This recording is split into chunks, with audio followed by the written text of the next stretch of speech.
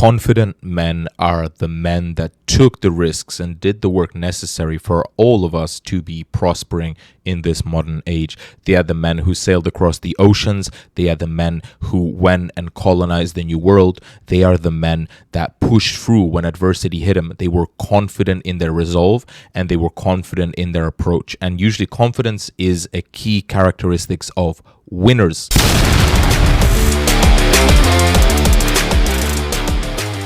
Women have a vested interest in finding men who will become winners or who are winners already. And so a woman will always be checking for your confidence level. And this is why it is such an irresistible trait that men can cultivate. Confidence means that you're going to be able to survive when things get tough. It means that you are a decision maker and are decisive.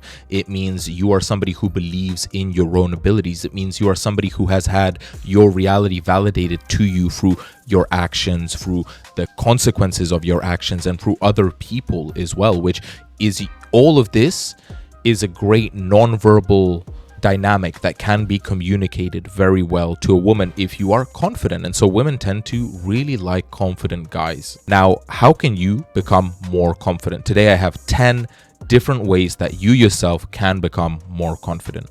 The number one is to develop self-awareness. And this one is huge because if you don't know yourself, you don't know what are your strengths and your weaknesses, right?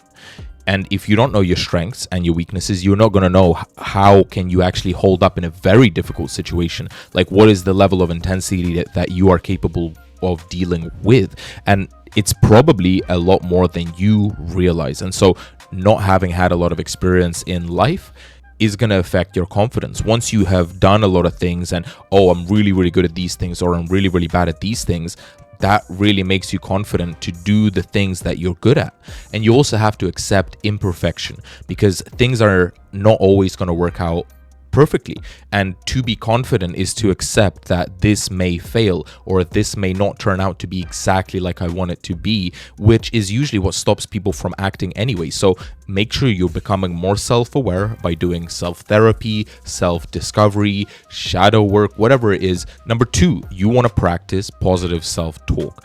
The way that you talk to yourself will determine how you show up in the world and then how other people perceive you, because the relationship you have with yourself is telling people the relationship that you want them to have with you. If you don't respect yourself, people will never respect you. If you are not restrictive and exclusive with your time and your presence, then people are just gonna walk all over you, right?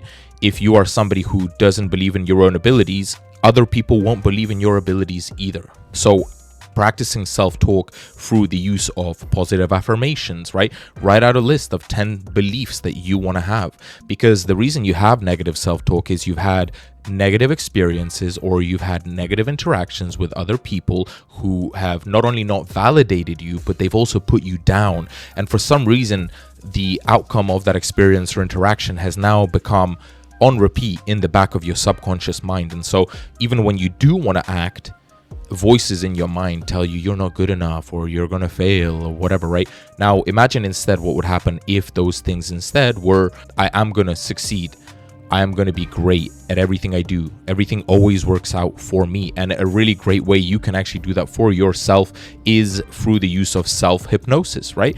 I'm a great proponent of self-hypnosis. In fact, I release regular self-hypnosis videos. Go ahead and apply them. Number three, set small achievable goals. Nothing feels better than achieving your goals. And so if you set goals that you yourself can achieve, you will have a long list of positive reinforcement. And if you have a track record of success that you yourself can look back on, you're going to feel much more confident about your own abilities because there's a track record. You know, I did all these things, I've achieved all these things. And so it's important that your goals are actionable and it's important that your goals are realistic, right? Small achievable goals. Take a big 2-year goal and break it down into, yearly goals, into quarterly goals, into monthly goals, into weekly goals. And then as you hit those weekly goals, bam, bam, bam, because they're achievable, you are building your own self-confidence. And this is huge, Same thing for me. The only reason that I can be as confident as I am is because I can look back and say, hey, I did all that hard shit and I came out on top. There's nothing that this is nothing compared to that. This is so much easier than harder things I've done. And a great way to build this is through cold plunging, because you don't want to do it and you're flexing that mental muscle of discipline and getting into that cold water. And then you can use that same mental muscle on so many other things. Number 4, develop competence. You want to actually be a competent person. This means learning new skills. This means doing some hard things, pushing through resistance in your own mind, working through your own mental trauma or bad mental patterns, breaking them. It also means just being more strong and capable as a person. Maybe you know how to fix a car now. Maybe you do your own DIY. Maybe you go and start that business. Maybe you go for a better job. Being competent, being more skilled will surely make you feel better about your own abilities, even if they don't apply. It will just make you feel good that you yourself are at least an expert in something. So go learn a new skill. Go take that class that you're afraid to take. Go take that class that you know is going to level you up. Number 5, body language. Now, this is a really interesting one because body language in and of itself creates a feedback loop. Like, for example, if you aren't confident, but you set your body language to be more open, you stop crossing your arms all the time, you stop crossing your legs, you're always open and you take up space and you're able to hold core and your facial expressions are always calm and you move very slowly and you're able to hold eye contact and you're almost always smiling and your tone is very, very calm and you're just confident in your own self, in your own body. Ultimately, that's going to feedback and you're going to become more confident simply because your body is seeing, oh, I'm confident right now. Okay, cool. Bam. So learning about body language and learning how your body language can be so much better is massive. So there's loads of ways to do this. I have a lot of other resources. Go watch some of my other videos. And posture as well, right? Standing tall shows integrity. It shows that I am assured in myself, that I stand tall. And it's a mental thing that if you slouch, it's because you're not confident. It's because you want to get lower than other people. Look at two dogs fighting, right? One will eventually slouch and get lower because the other one's more dominant. So be that more dominant dog. And to do that, great posture, slow movements, taking up space, not being closed off. Very important. Number 7, challenge your comfort zone. Growth cannot happen if you are within your comfort zone. You must break through the comfort zone to actually change and to grow, because the other you, if you became him now, you would be so freaking uncomfortable. It's unreal. And so you want to see, where is the edge of my comfort and how do I push through that? How do I get through? And that's, again, those small actionable goals, right?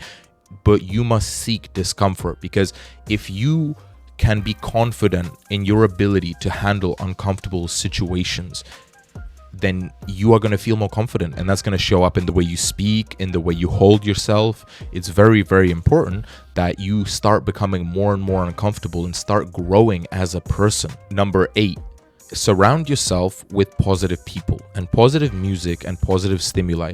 I don't listen to any music that is violent, like rap or rock or any of that like heavy metal stuff, which is like self-hating and self-loathing, because you're programming your mind. It's the same thing with TV series. Whatever you watch, your mind takes it in like a sponge.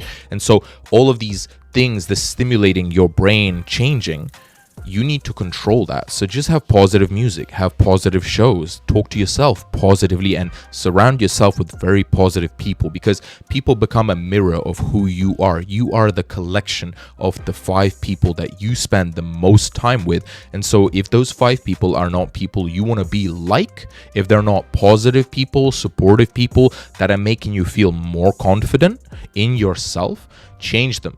Find confident friends. Find friends that are positive to you. Nothing will keep you down as much as toxic friends and toxic relationships that you're holding on to because you are afraid of the discomfort and the lack of security that comes without having them in your life. So cut off all toxic people, find positive people. Number 9, take care of your physical health.